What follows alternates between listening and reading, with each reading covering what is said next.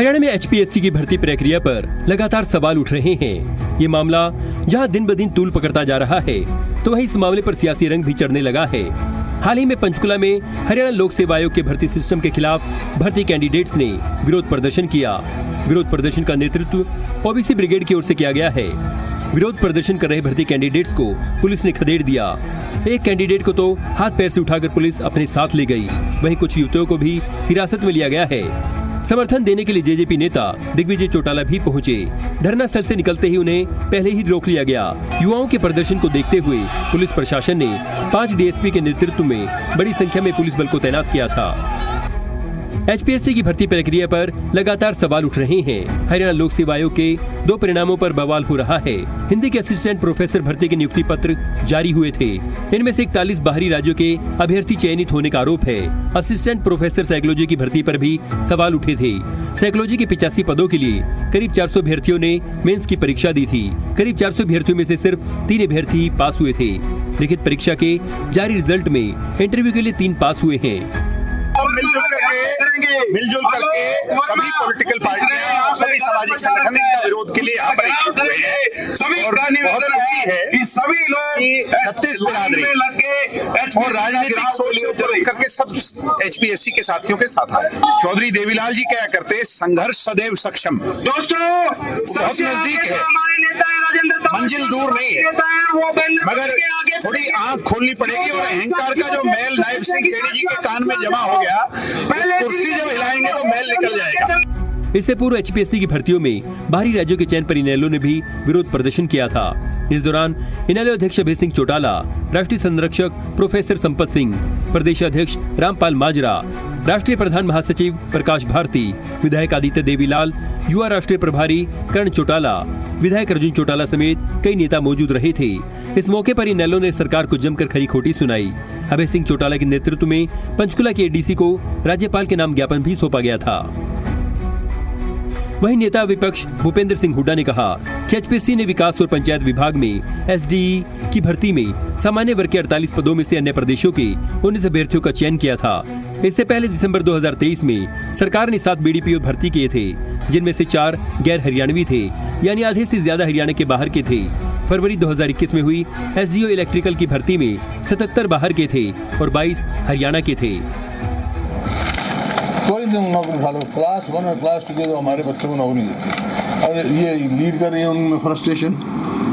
कोई छत पे से कूद रहा है, कोई कुछ पर 9 आत्महत्याएं रोज हो रही है। ये बहुत गंभीर विषय है और कानून व्यवस्था के तो आप चंपाएंगे, उसका तो आप एनसीआरबी की रिपोर्ट में पीढ़ी में 4थे नंबर है और जो ये सोशल प्रोग्रेसिव इंडेक्स में तो सबसे ज़्यादा असुरक्षित प्रदेश हरियाणा है आज पूरे हरियाणा में। आर्थिक तौर पर प्रदेश बिल्कुल जो है कर्जे में डूब गया। वहाँ तो 66 से लेकर 2014 तक कुल 60,000 करोड़ था, अब 5 लाख करोड़। हरियाणवी वर्सेस बाहरी पर तकरार क्यों? एचपीएससी भर्ती पर मचा बवाल, आखिर कब होगा शांत? क्या छीना जा रहा है हरियाणा के युवाओं का हक? ये बड़ा सवाल है। ब्यूरो रिपोर्ट, जी मीडिया। और चलिए अब इसी मुद्दे पर चर्चा का रुख करने से पहले कुछ सवाल आपके सामने रखते हैं और इन्हीं सवालों के जवाब आगे की चर्चा में तलाशेंगे। सवाल ये कि एचपीएससी भर्ती पर आखिर बवाल क्यों मचा हुआ है? सवाल ये भी कि हरियाणा छोड़कर बाहरियों पर आखिर सवाल क्यों उठ रहे हैं? और सवाल ये भी कि क्या छीना जा रहा है हरियाणा के युवाओं का हक? ये 3 बड़े सवाल हैं जो आपके सामने हम रख रहे हैं और इन्हीं सवालों के जवाब आगे की चर्चा में तलाशेंगे। सवाल बड़ा उठता है कि एचपीएससी भर्ती पर बवाल क्यों मचा हुआ है। इसके साथ ही साथ सवाल ये भी उठ रहा है कि हरियाणा छोड़ बाहरियों पर आखिर क्यों सवाल उठ रहे हैं। और सवाल ये कि क्या छीना जा रहा है हरियाणा के युवाओं का हक? क्योंकि जिस तरह से प्रदर्शन इस वक्त हरियाणा में देखने को मिल रहा है, जो छात्र हैं वो भी उग्र हो रहे हैं, तो अब सवाल यही उठता है कि आखिर ये जो प्रदर्शन है, हरियाणवी बनाम बाहरी की जो बहस है, ये क्या मोड़ लेगी और इस बहस का क्या कुछ निष्कर्ष निकलता है? एचपीएससी में भर्ती सिस्टम पर कोहराम मचा हुआ है और ऐसा नहीं है कि एकाएक ये सवाल उठ रहे हैं। सवाल लंबे समय से उठ रहे हैं और पहले भी विपक्ष इस मुद्दे को लेकर हमलावर रहा है और एक बार फिर से देखिए जो छात्र हैं, जो विपक्ष है, वो इस मुद्दे पर सवाल उठा रहा है।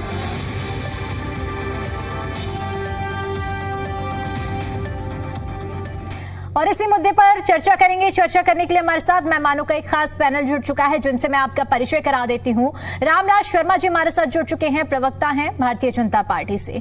सुखवीर तंवर जी हमारे साथ जुड़ चुके हैं, प्रवक्ता हैं कांग्रेस पार्टी से। ओंकार सिंह जी हमारे साथ जुड़ चुके हैं, प्रवक्ता हैं इनेलो से। और सुरेश पाठक जी हमारे साथ जुड़ चुके हैं, जेजेपी के प्रवक्ता हैं। केसी मलकानिया जी हमारे साथ जुड़ चुके हैं, राजनीतिक विश्लेषक हैं। आप सभी मेहमानों का आज की इस चर्चा में बहुत बहुत स्वागत करती हूँ। मलकानिया जी, क्या मान लिया जाए कि जो ये पूरा मामला है ये हरियाणवी बनाम बाहरी के बीच की एक नई टसल, जो कि एक अब आंदोलन का रूप लेती हुई हरियाणा प्रदेश में दिखती नजर आ रही है? क्या मानेंगे आप, कैसे इसका विश्लेषण करेंगे? वास्तव को हरियाणा की जनता को मेरी तरफ से नमस्कार। जहाँ तक ये प्रश्न है, सरकार की ड्यूटी है कि हरियाणा के हितों की रक्षा की जाए और जो हरियाणा के युवा हैं उनको हरियाणा में नौकरी मिले। बाहरी लोगों को नौकरी की देने की बजाय हरियाणा के योग्य लोगों को हरियाणा में नौकरी की दी जाए और हरियाणा से अच्छे बच्चे पैदा करना, विद्यार्थी पैदा करना, ये भी सरकार की ड्यूटी है। तो इसलिए ये जरूरी है कि सरकार जो है वो हरियाणवियों के हितों का ध्यान रखे, जिससे जो बाहरी लोग हैं वो इसमें ना आए। तो इसके लिए आप बोनाफाइड हरियाणवी का साथ भी रख सकते हैं और जब भी कोई सीटें निकलती है, कोई एग्जाम होते हैं, उसके लिए कोचिंग की व्यवस्था की जाती है, तो की जा सकती है। तो इस प्रकार जो जिस प्रकार भर्तियां हुई हैं उसको लेकर लोगों में रोष है और बहुत सारे पदों पे जो नियुक्तियां हुई है वो बाहरी प्रदेशों की हुई है और इसको लेकर इन लोगों ने भी प्रदर्शन किया, जेजेपी ने भी प्रदर्शन किया है।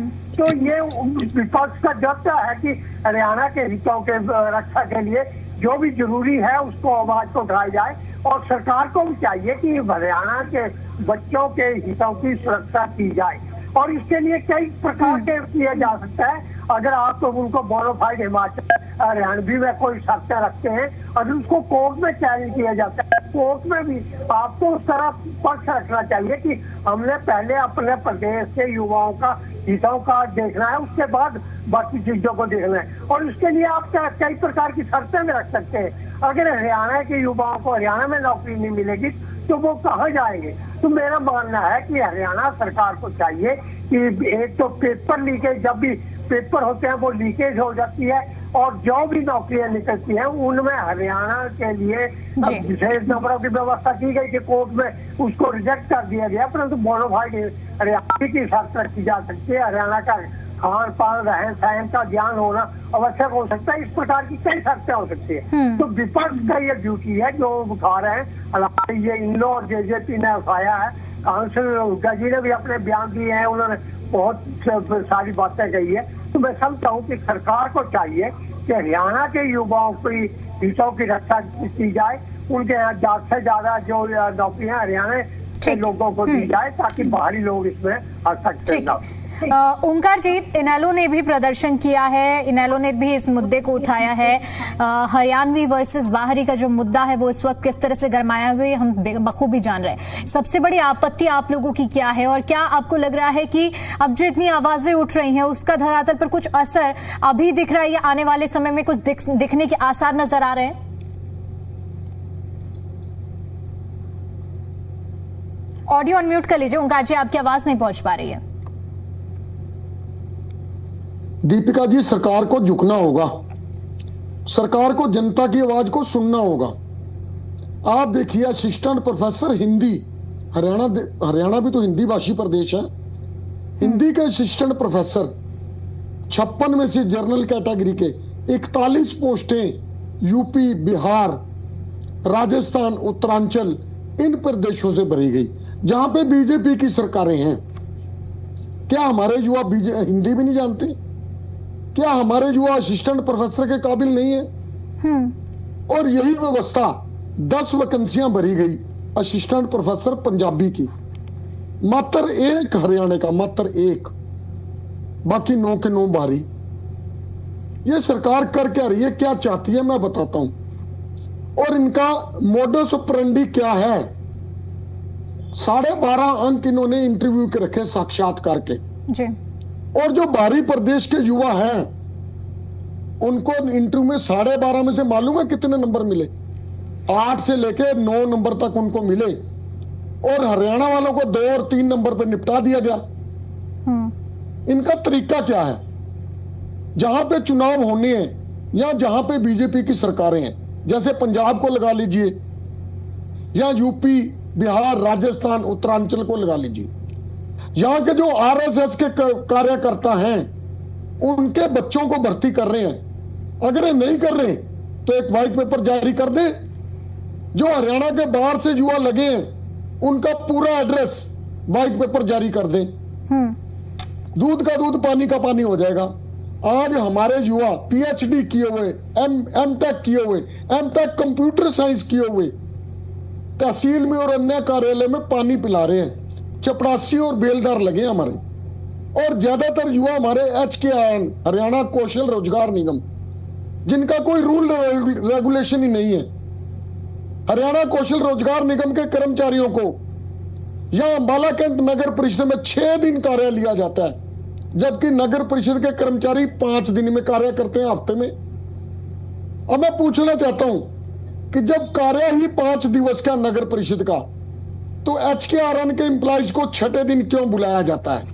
फिर HKRN के एम्प्लॉइज को सुबह 9 बजे से लेके रात के 8-9 बजे तक अच्छी तरह से पेला जाता है, अच्छी तरह से। क्यों? क्या सरकारी कर्मचारियों की यही पॉलिसी है? HPSC का घेराव किया इंडियन नेशनल लोकदल ने, ऐतिहासिक घेराव हुआ। हमारे को भले वहां तक नहीं पहुंचने दिया गया, पहले ही बैरिकेड लगा दिए गए। हम कोई दंगा फसाद करने के लिए नहीं जा रहे थे, हम ज्ञापन देने के लिए जा रहे थे। ADC महोदय वहीं पर पहुंची और उन्होंने चौधरी अभय सिंह चौटाला जी से राज्यपाल के नाम ज्ञापन लिया। और मैं बताना चाहता हूं, आज हमारे मात्र 2 विधायक हैं, लेकिन जनता की आवाज है। जनता की प्रत्येक समस्या पर, चाहे वो सड़क हो, चाहे विधानसभा हो, सब जगह वो आज उठाते हैं। और जो ये भारी का मुद्दा है, इसको कांग्रेस ने नहीं उठाया। मुख्य विपक्षी दल है कांग्रेस, 37 विधायक हैं। आज प्रदेश का युवा बेरोजगार है, हताश है, दुखी है, परेशान है। वो चाहता है नौकरी मिले, यहां तक कि युवा बेरोजगार होकर 10-12 हजार रुपए की नौकरी करने पे तैयार हो जाता है। और प्राइवेट स्कूलों में जो हमारी बच्चियां हैं वो 3000 से लेके 5000 रुपए महीना, आप हैरान हो जाओगे दीपिका जी, 3000 से लेके 5000 रुपए महीना प्राइवेट स्कूलों में नौकरी कर रही हैं। लेकिन इस सरकार को कुछ नजर नहीं आ रहा। ये ऐसी सरकार बन चुकी है जो लाखों करोड़ का कर्ज तो ले चुकी है और कर्ज लेके अपने नेताओं को घी पिला रही है। चलिए ठीक है, मैं ओंकार जी मैं लौटूंगी। 1 मिनट में खत्म कर रहा हूं, 1 मिनट में खत्म कर रहा हूं। मोदी जी ने कहा हमें तेल बचाना चाहिए, बहुत अच्छी पहल करी। मंत्रियों ने साइकिल पर लाना शुरू कर दिया, पीछे पीछे उनके गार्ड भाग रहे हैं, उनके पीछे गाड़ियां भाग रही हैं। और एक ही दिन ड्रामा चला, अगले दिन फिर वही काफिला चल रहा। बहुत शर्म की बात है। ये ऐसी सरकार मिल गई हमारे को जो जनता के हित के बजाय अपने हित पर काम कर रही है। चलिए ठीक है। सुरेश पाठक जी, जेजेपी भी मुखर होकर इस पूरे मुद्दे को उठा रही है।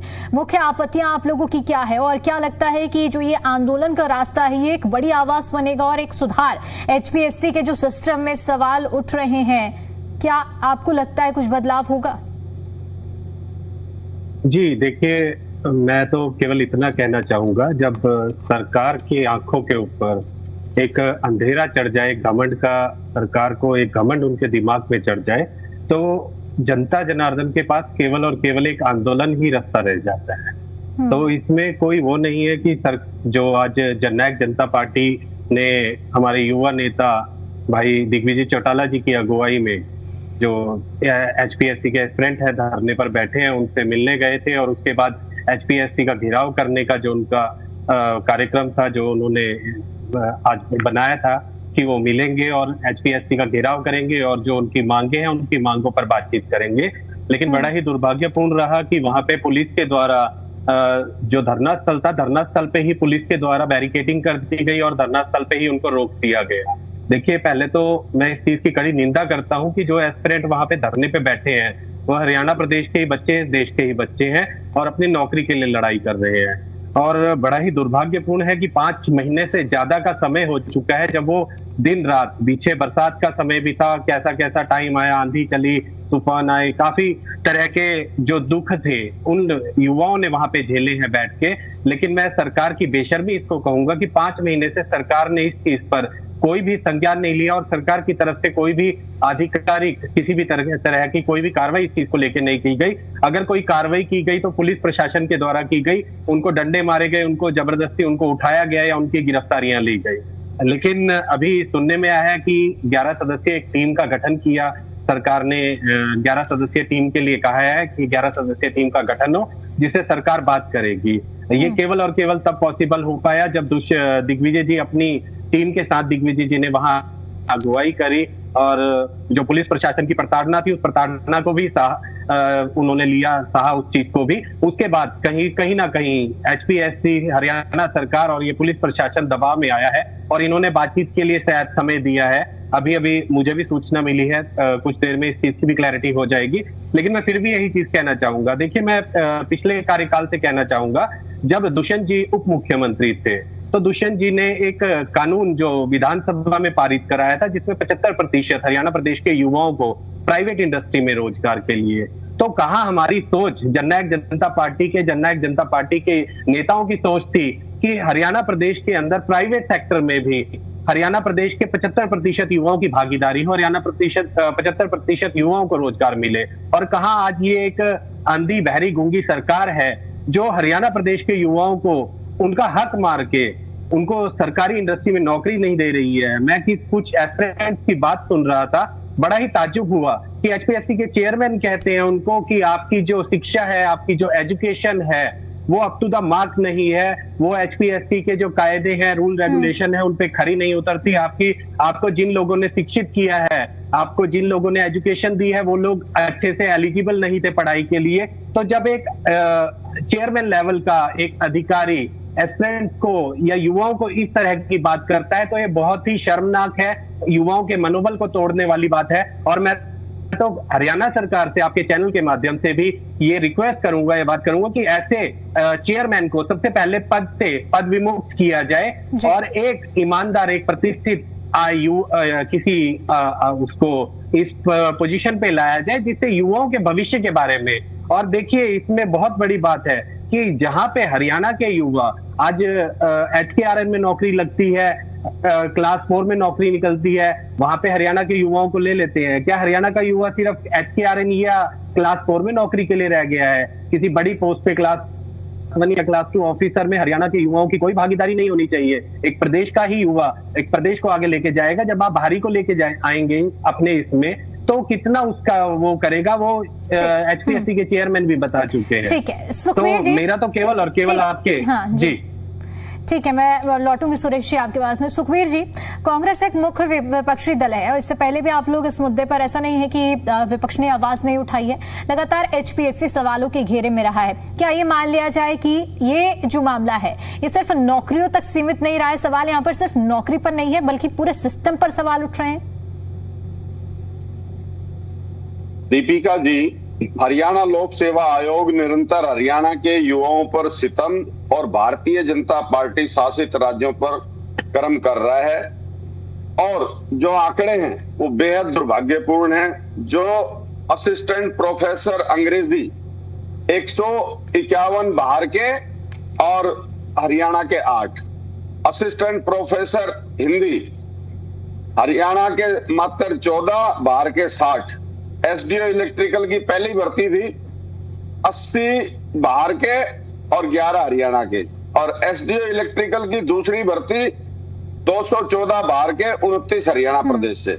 लेक्चरर ग्रुप बी 153 बाहर के, 47 हरियाणा से। सिविल जज की पहली परीक्षा जो पहली भर्ती थी 110 में से 50 और जो दूसरी भर्ती थी 115 में से 115 बाहर के और 15 हरियाणा से। निश्चित तौर पे ये आंकड़े हरियाणा प्रदेश की जो युवाओं की जो दुर्भाग्यपूर्ण स्थिति है उसकी ओर इशारा करते हैं। और सबसे महत्वपूर्ण सवाल, जब हरियाणा लोक सेवा आयोग का अध्यक्ष ही हरियाणा से नहीं होगा, फिर हरियाणा के युवाओं के साथ न्याय कौन करेगा?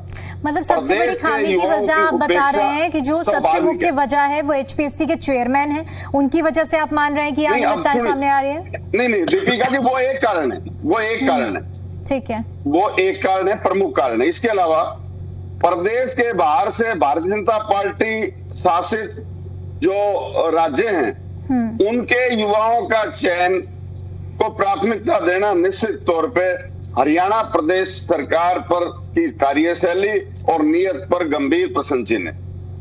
और निसंदेह हरियाणा की नौकरियों पर पहला हक हरियाणा के युवाओं का है, किसी बाहरी का नहीं है। और अभी चर्चा हो रही थी निजी क्षेत्र में 75% का। देखिए जिस प्रकार से वो आधा अधूरा कानून बनाया गया और वो 75% का झुंझुना बजने से पहले ही टूटा, वो इस सारे प्रदेश के युवाओं ने भुगता। इसके अलावा आज जिस तरह से देश में नीट का पेपर लीक हुआ और परीक्षा रद्द हुई, निरंतर युवा आत्महत्या को मजबूर है। सरकार मध्य प्रदेश के जो 12 वर्षीय व्यापम का घोटाला था उसकी तर्ज पर निरंतर इस करीब 11 साल से ज्यादा के शासनकाल में उसकी पुनरावृत्ति कर रही है। प्रदेश में आपको मालूम है लगभग लगभग पेपर लीक हुए, मुकदमे दर्ज हुए। तो फिर हम ये जो कार्य प्रणाली है सरकार की, क्या इस पर सवाल नहीं उठते? इसके अलावा नहीं, सुनिए आप 2 मिनट का समय दें मुझे। हरियाणा विधानसभा 2024 नहीं मैं और मेरे पास बहुत है, मैं तो लगातार भी बोल सकता हूँ। 1 मिनट में आप अपनी बात पूरी कर लीजिए क्योंकि सभी गेस्ट को बराबर का समय देना मुझे। कोई बात नहीं, आप इतना तो डिस्टर्ब कर देंगे आप मुझे। हरियाणा विधानसभा चुनाव 2024 की घोषणा से कुछ क्षण पूर्व 5600 की भर्ती अधिसूचित की गई थी।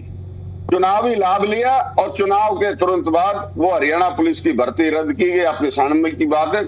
और आज इस तरह से हरियाणा पुलिस में कमी है और जो आज कानून व्यवस्था के हाल है, निरंतर दिन दहाड़े गोलियां चल रही है और लोगों को गोलियों से भूना जा रहा है। इसके अलावा जो विषय हैं, आज सारे लिपापोती की बात करेंगे भारतीय जनता पार्टी के प्रवक्ता और नेता, लेकिन आज जिस तरह से बाहरियों के लिए हरियाणा प्रदेश में रास्ता खुला हुआ है और हरियाणा के युवाओं का रास्ता इस सरकार ने बंद किया है, हम उसकी घोर निंदा करते हैं और सरकार को मजबूर करेंगे मैं लौटूंगी फिर। ठीक है, मैं लौटूंगी सुखनीत जी आपके पास में। रामराज जी, आपके पास सबसे आखिर में आने का उद्देश्य मेरा ये था कि आप सबकी बात सुने, विपक्ष का क्या कुछ कहना है, क्या कुछ आरोप है, उन पर अब आप विस्तार से जवाब दीजिए कि लीपापोती की जा रही है। हरियाणा के जो युवा हैं जिनका पहला हक किसी भी स्टेट की, अगर पीसीएस की अगर हम बात करते हैं तो उस राज्य के युवाओं का बनता है, लेकिन ऐसा क्यों हो रहा है कि उसी राज्य के युवा अपने राज्य में नौकरी नहीं हासिल कर पा रहे हैं? देखो, सबसे पहले मैं आपको और ये हमारे दूसरे पार्टी के साथियों को, हमारे देश की देवतुल्य जनता जनार्दन को मैं राम राम करता हूँ, नमस्कार करता हूँ। फिर आपकी बात का मैं जवाब देता हूँ और इन भाइयों का एक एक पॉइंट का, एक एक प्रश्न का मैं उत्तर देता हूँ। पहले भर्तियां किस आधार पर होती थी हरियाणा में? इनकी सरकारों में परिवारवाद, क्षेत्रवाद, भाई भतीजावाद, जातिवाद। हमारी सरकार आई, मुख्यमंत्री बने, उन्होंने इस वाद को तोड़ा।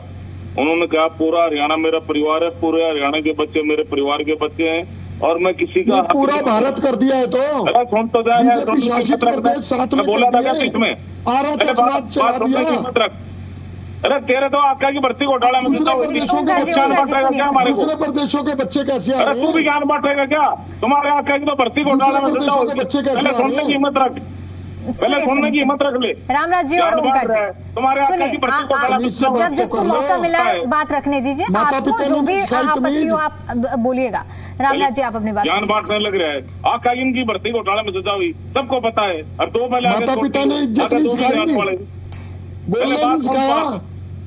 हमारी सरकार ने इस वाद को तोड़ा। आदरणीय मनोहर लाल जी उस टाइम में मुख्यमंत्री थे, उन्होंने कहा पूरा हरियाणा मेरा परिवार है, पूरे हरियाणा के मेरे बच्चे मेरे परिवार के बच्चे हैं, मैं किसी का हक नहीं मारूंगा। उसी परिवार के बच्चे सड़कों पर क्यों उतरे हुए हैं? फिर रामराज जी, अगर एक परिवार की तरह, ठीक है सुनिए, सवाल सुन लीजिए रामराज जी, एक मिनट। गाली चली को चपड़ा नहीं लगा था, आज क्लास में सब अफसर लग रहा है, हमारी सरकार लगा रही है बिना खर्ची बिना बिहार और यूपी के कहां से आ रहे हैं? और उसका रिजल्ट हमारे को मिल रहा है। आज युवा शक्ति हमारे साथ है, और जो कांग्रेस रिजल्ट देगी तुम्हारे को हरियाणा की जनता। आप अपना आरोप लगा रहे, सुन तो ले आ रहे, सुनने की मत भी तो रख ले। आप अपना बोलता हरियाणा की जनता देगी रिजल्ट तुम्हें। अरे सुन तो जा मेरे भाई, सुनने की तो सुन ले। HRN की बात इन्होंने कही, इनके टाइम में क्या होता था, ठेका प्रथा होती थी और ठेकेदार अपना आदमी रखता था। आज क्या हो रहा है? को ठेकेदार रखता आज था। सरकारी ठेके लागू है, सरकारी मत भी तो रख ले। आज क्या काम है, सरकारी ठेका ही तो है। शहर में सजा हुई थी और कोई वो फ्रीडम फाइटर थोड़े सरकारी, उस समय तुम कहाँ थे? था तुम बीजेपी वाले कहाँ थे? और जनता ने तुम्हारे को जवाब दिया, जनता ने तुम्हारे को नकार दिया, जनता द्वारा नकारे गए लोग हो, और तुमने कुछ नकारेगी, चिंता ना करो। फोटो खिंचवाने के लिए उलझुल बातें करते हो, उलझुल फैसले लेते हो अखबार की सुर्खियां बढ़ने के लिए, और तुम्हारी तो 2 लाइन अखबार में भी नहीं छपती। दूसरा तो पैसे दे के खबरें छुपवा रहे हो। पहले दूसरा ही सुनने की हिम्मत रख। मीडिया खरीद रखा तुमने तो। अरे दूसरे की सुनने की हिम्मत रख ले, तुम तो 2 पहले छोटे, आगे 2 में अगर ठीक है, अगर आप दोनों एक दूसरे पर इसी तरह टॉपिक क्या, एक सेकंड रामराज जी और ओंकार जी, सुनिए, मुझे मजबूरन फिर ऑडियो डाउन कराना पड़ेगा। रामराज जी, उम्मीद करती हूँ कि डिबेट से पहले टॉपिक आपके पास भी पहुंचा होगा। क्या आज हमारा चर्चा का टॉपिक ये है कि बीजेपी क्या काम कर रही है, या एक मिनट सर सुन लीजिए, क्या ये हमारा टॉपिक है कि इनेलो ने क्या काम किया है, कांग्रेस ने क्या काम किया है, कि बीजेपी ने क्या काम किया? मैं आपसे HPSC पर सवाल पूछ रही हूँ, आप मुझे जवाब दीजिए। आप अपने कामों पर जवाब, एक मिनट सर, एक मिनट, बीच में मत बोलिए। आप मुझे अपने कामों पर जवाब दीजिए ना, कि अब क्या काम हो रहा है। आप क्यों गिनवा रहे हैं कि 10 साल पहले क्या काम हुआ है, पिछली सरकारों में काम नहीं जानना? आप बताइए प्लीज। हमने उस सिस्टम को सुधारा। पहले भर्तियां किस आधार पर होती थी, परिवारवाद, क्षेत्रवाद, भाई भतीजावाद, जातिवाद। तो फिर युवा क्यों सड़कों पर उतरा हुआ है? युवा क्यों प्रदर्शन कर रहे हैं? आप कह रहे परिवार बनकर, हम परिवार बनाकर युवाओं को नौकरी दे रहे हैं, तो युवा क्यों संतुष्ट नहीं है, ये बताइए ना। चपड़ासी नहीं लगा था, मेरिट के आधार पर। रामराज जी सुनिए, मेरा सवाल सुन लीजिए। ये हमारी सरकार लगा रही है। सुनना नहीं चाह रहे आप सवाल? दीपिका जी आप सुनिए, सवाल सुनिए। आपने कहा ठीक है, आप सुनिए। बच्चे भी बाहर नौकरी लगते भाई। रामराज जी, मैं आपसे सवाल पूछ रही हूँ कि पूरा डाटा ले रहा हूँ, डाटा के साथ मैं बोलूंगा। क्या आपके पास आवाज पहुँच रही है मेरी? और हमारे बच्चे बिहार में लगे।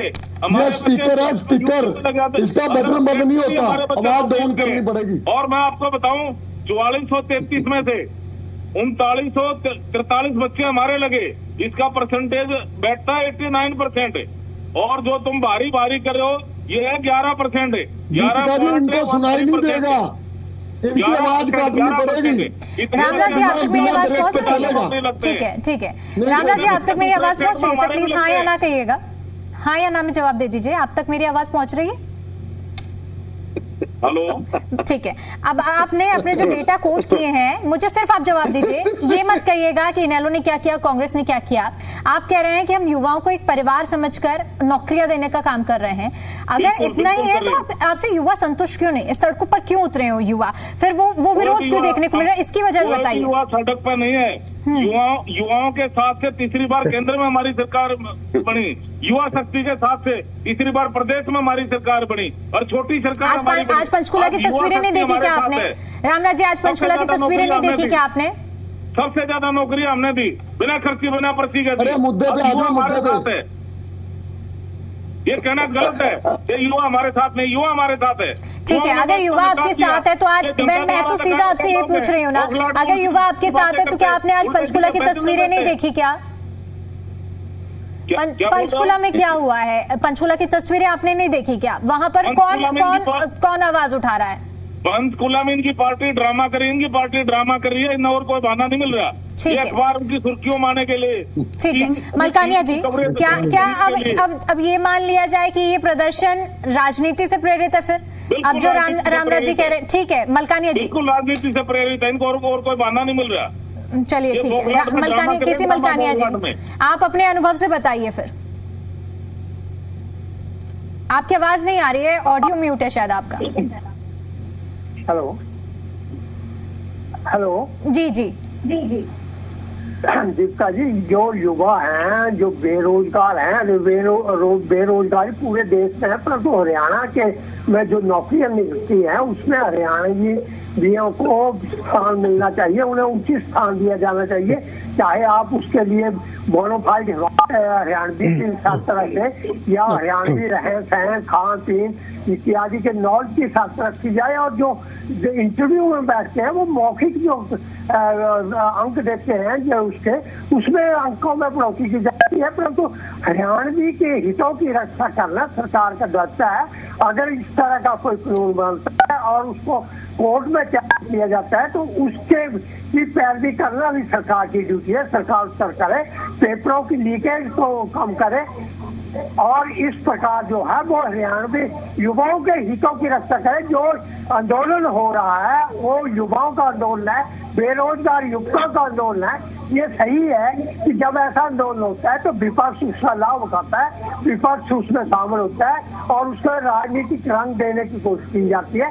परंतु जो युवाओं का आंदोलन है, युवा आंदोलन कर रहे हैं, वो अपने हितों के लिए कर रहे हैं, अपनी नौकरी के लिए कर रहे हैं, तो सरकार को चाहिए कि उन युवाओं को अच्छी तरह कोचिंग दी जाए। जो भी पोस्टें निकलते हैं उसके लिए हरियाणा में कोचिंग दी जा सकती है, उन्हें उसके लिए ट्रेन किया जा सकता है और उन्हें उस पर नियुक्त किया जा सकता है। तो इस प्रकार हरियाणा के हितों की रक्षा करना भी सरकार का काम है, और कोर्ट में ये कहीं भी केस जाता है वहाँ पैरवी करना भी सरकार का काम है, अच्छी कोचिंग देना भी सरकार का काम है। सरकार को चाहिए कि हरियाणा के युवाओं के हितों का ये ध्यान रखे।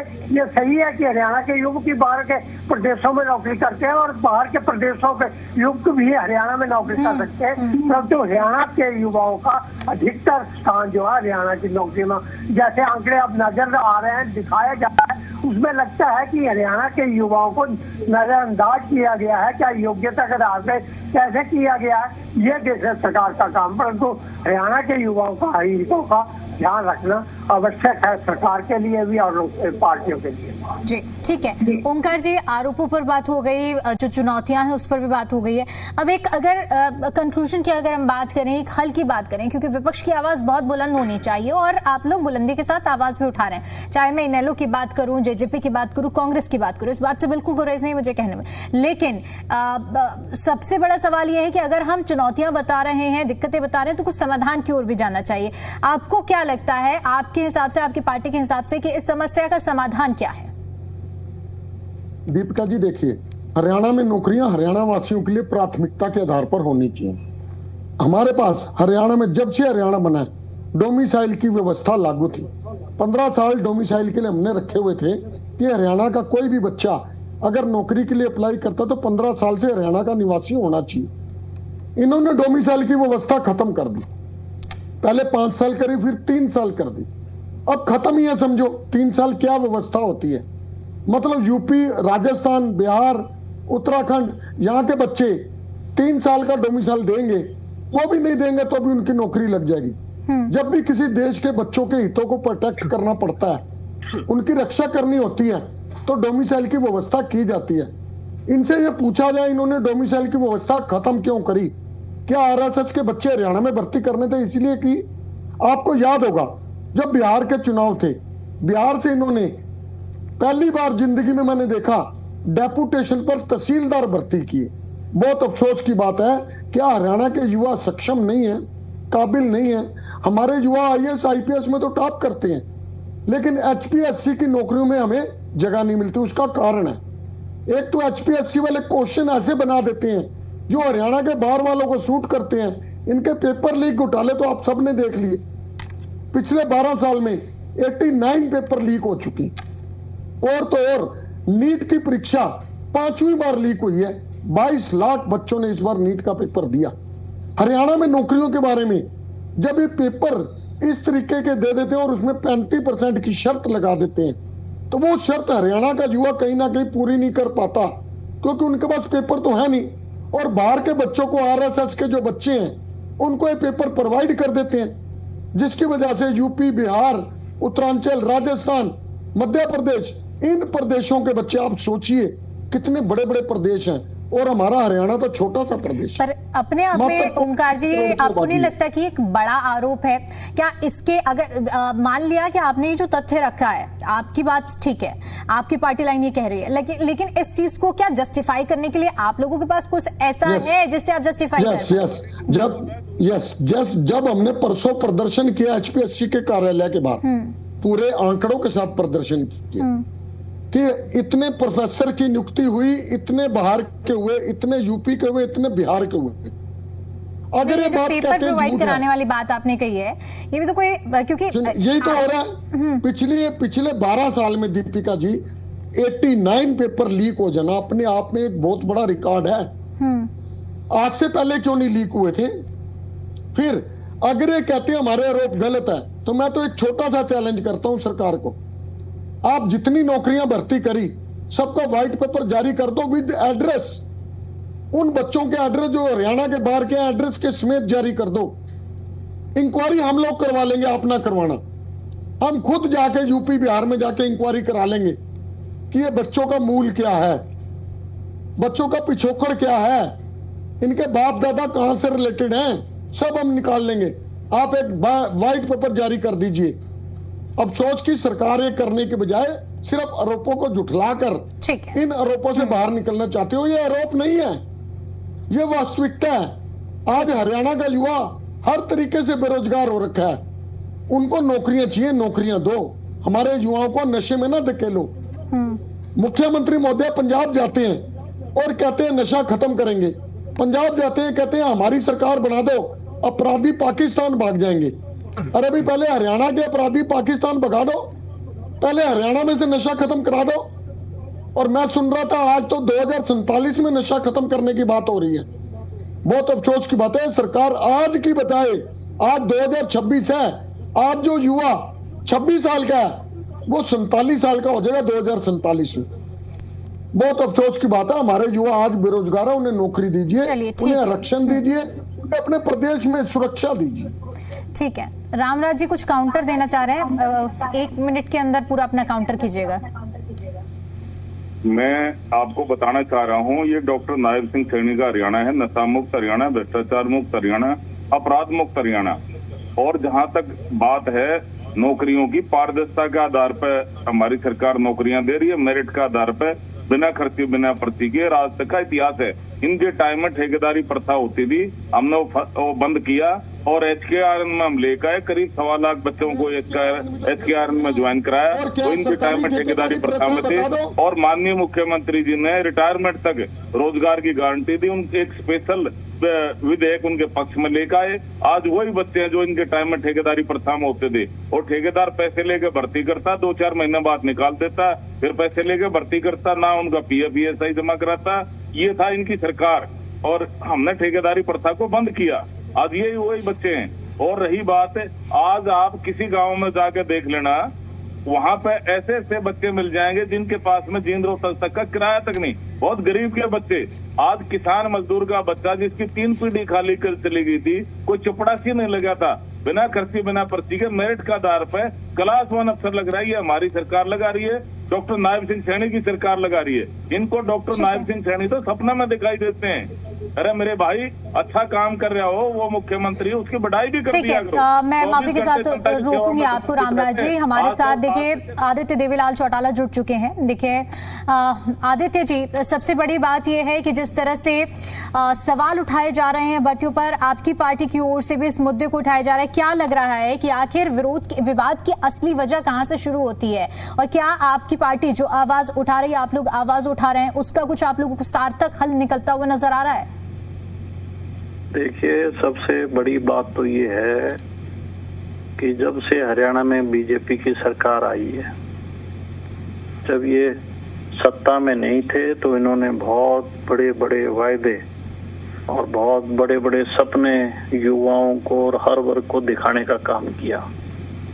सत्ता में आने के बाद इन्होंने एक बहुत बड़ा नैरेटिव सेट किया, बिना खर्ची बिना पर्ची, जो इनका फेक साबित हुआ। जितने पहले ठेकेदारी प्रथा में लगे हुए थे उन्हीं को इन्होंने मर्ज कर दिया एक प्राइवेट लिमिटेड कंपनी बना के। हरियाणा की सरकार पक्की भर्तियां करने की बजाय प्राइवेट लिमिटेड कंपनी में बच्चों को भर्ती करती है। यूपीएससी जो पूरे हिंदुस्तान के आईएएस जिसमें परीक्षा देते हैं उसमें हरियाणा के सबसे ज्यादा बच्चे आते हैं। स्टेट रेशो देखोगे तो स्टेट रेशो के हिसाब से जो टॉप 100 है उसमें हरियाणा सबसे पहले पायदान पे है।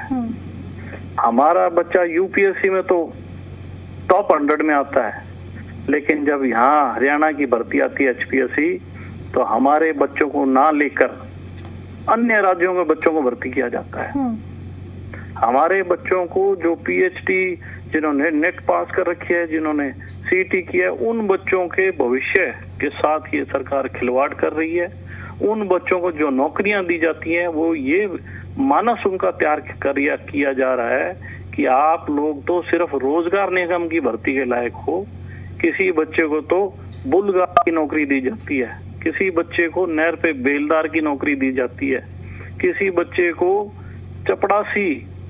और तो और आपको हैरानी होगी कि वेटरनरी में बुल गार्ड जो है वो बेटियों लड़कियों को लगाया जा रहा है।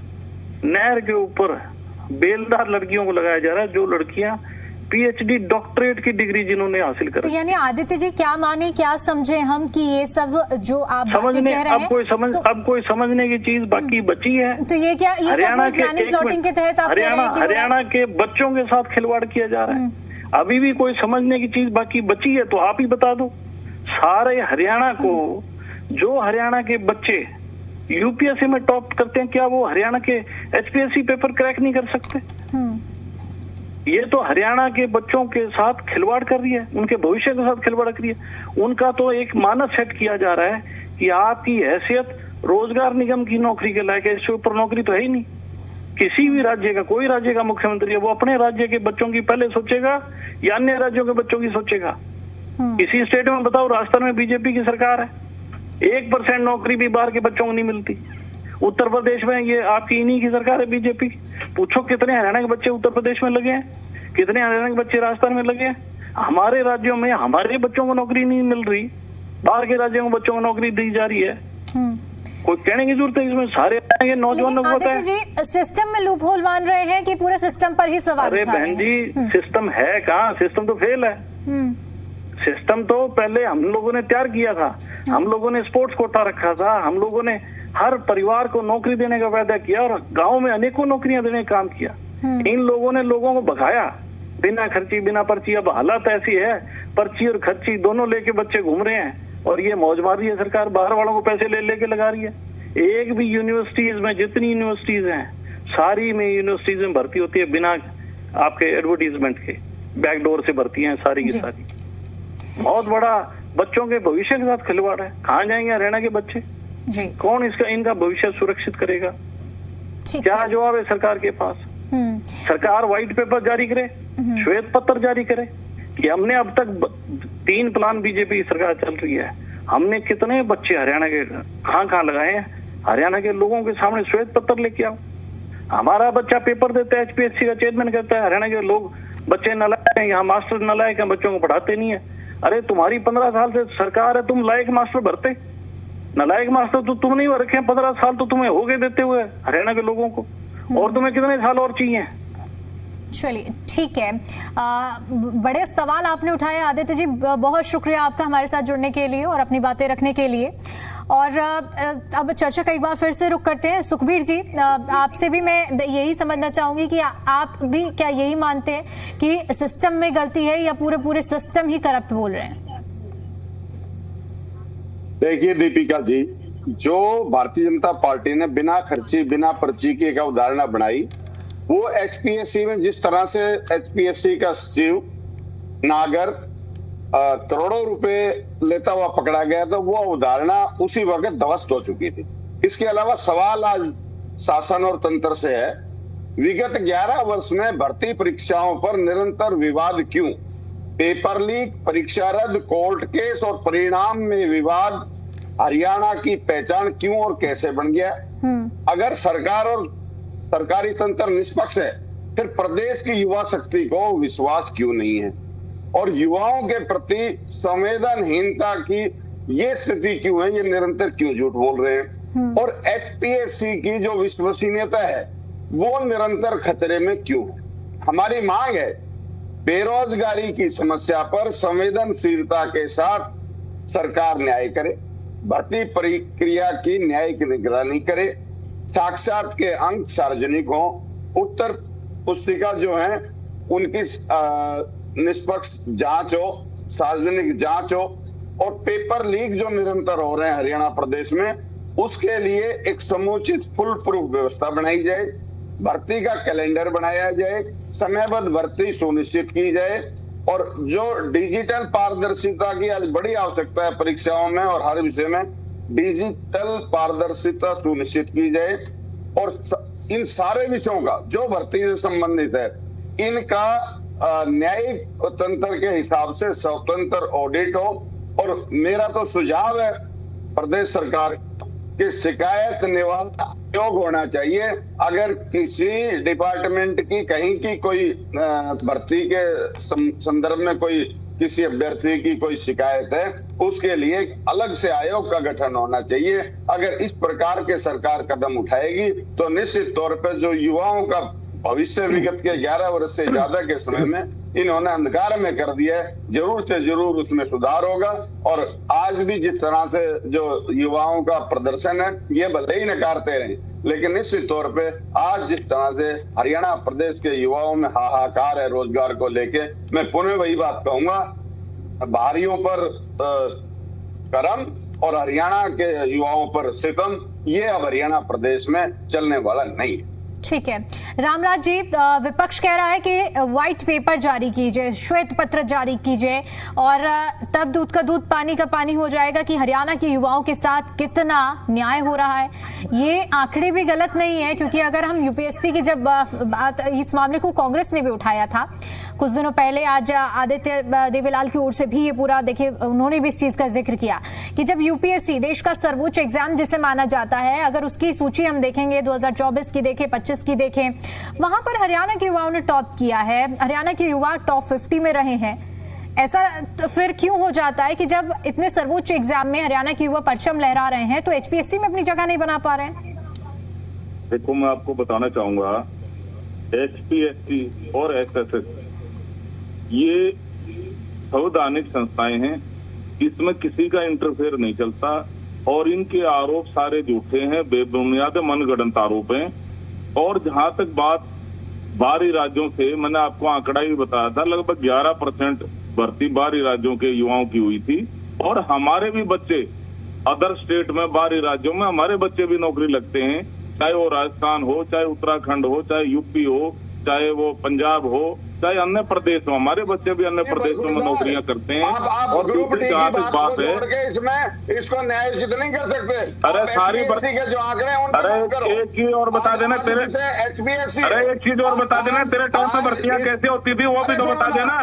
सारे कलोनी हल्के के बच्चे मेरिट मारते देंगे, बाकी हल्कों के बच्चे नहीं पढ़ते क्या? अपने वाले भी तो बता दे, अपने वाले भी तो बता दे, अरे अपने वाले तो बता दे। मारो पर लगाया रहा है भ्रष्टाचार का, तेरी पार्टी तो भ्रष्टाचार की गंगोत्री है, गंगोत्री। कांग्रेस पार्टी भ्रष्टाचार की गंगोत्री है, गंगोत्री। खाद बोले, खाद नहीं क्या बोले, जिसमें 70 दिए थे, सारी पार्टी बोले 70 दिए थे, हम क्या भ्रष्टाचार है? सारी पार्टी तो भ्रष्टाचार की गंगोत्री है।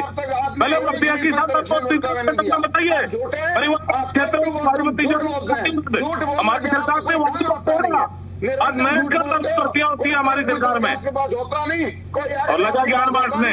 मैंने एचपीएससी की आंकड़ों के साथ बात रखी और आपने एक भी बात का जवाब दिया तो बताएं। सारी बातों का जवाब दिया है, अरे सारी बात हम जनता द्वारा नकारे गए लोगों, जनता को नकार दिया। बौखलाहट में उल्टी सीधी बातें करते हो, उल्टे सीधे फैसले लेते हो, उल्ट बात कर रहे हो, तुम जनता ने नकार दिया, इसलिए तो जनता ने दुकान नहीं कर दी। जनता द्वारा नकार, जनता ने नकार दिया।